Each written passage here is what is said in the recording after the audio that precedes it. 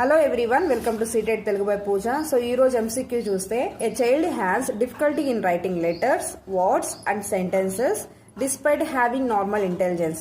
అంటే చైల్డ్ కి normal intelligence అయితే ఉంది, కానీ లెటర్స్ రాయటంలోను, వర్డ్స్ రాయటంలోను, సెంటెన్స్ రాయటంలో మాత్రం డిఫికల్టీ ఫేస్ చేస్తున్నారు. So this condition is called, ఈ కండిషన్ మనం ఏమంటారు? సో ఆప్షన్స్ చూడండి. ఆప్షన్ ఏ వచ్చేస్తే dyslexia.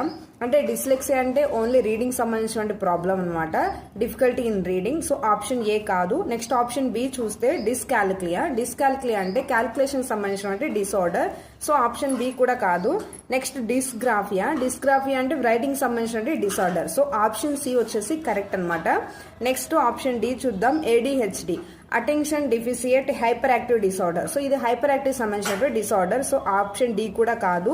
So main simple trick అండి. డిస్లెక్సియా అంటే రీడింగ్ సంబంధించిన ప్రాబ్లం, క్యాల్కులియా అంటే క్యాల్కులేషన్ సంబంధించిన డిసార్డర్, గ్రాఫియా అంటే రైటింగ్ సంబంధించిన డిసార్డర్.